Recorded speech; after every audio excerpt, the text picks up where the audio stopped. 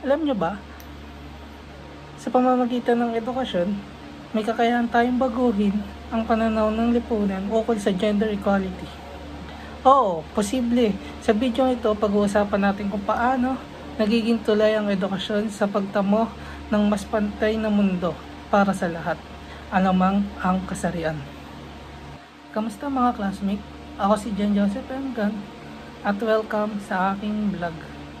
Ngayong araw, pag-uusapan natin ang isa sa pinakamalalim na isyong kinakaharap ng ating bansa, ang gender equality. Alam natin na marami ng mga hakbang ang ginagawa para isulong ang pantay na pagtingin at pagtrato sa bawat isa. Ngunit alam niyo ba kung gaano kahalaga ang papel ng edukasyon dito? Ang edukasyon ay hindi lamang tungkol sa kaalaman ng mga asignatura. Ito rin ay isang mahalagang plataforma kung saan natututunan ng mga kabataan ng respeto, pagkakapantay-pantay at ang pagrespeto, pagkakaiba-iba sa loob ng paaralan. Natututo rin tayong kilalanin ang mga karapatan at kakayahan ng bawat isa, kahit ano pa man ang kasarian.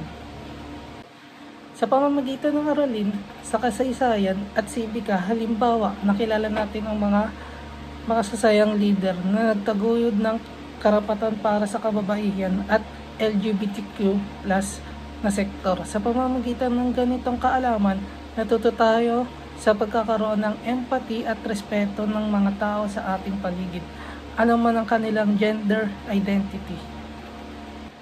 Bukod dito, mahalaga rin ang papel ng mga guro sa pagtataguyod ng gender equality.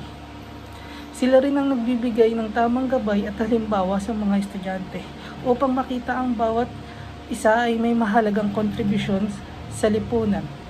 Ipinapakita nila ang kakayahan ay hindi nakasalalay sa kasarian, kundi sa dedikasyon at pagsisikap. At kung hindi nyo pa alam, may mga organisasyon na nagsasagawa ng programang nagtataguyod ng gender equality sa mga eskwelahan. Ang mga ganitong programa ay nakakatulong sa pagpapalaganap ng kamalayan at pagsasanay sa mga estudyante at guro ukol sa gender sensitive sa pamamaraan. Kung mas marami tayong makilahok at magbigay ng suporta sa ganitong mga inisyatiba, mas mabilis nating mapapatupad ang pagbabago ng ating sistema. Kung nais pang pag-aralan ang papel ng edukasyon sa gender equality, maaring simulan sa pag-obserba ng mga patakaran o programa meron sa inyong paaralan o komunidad.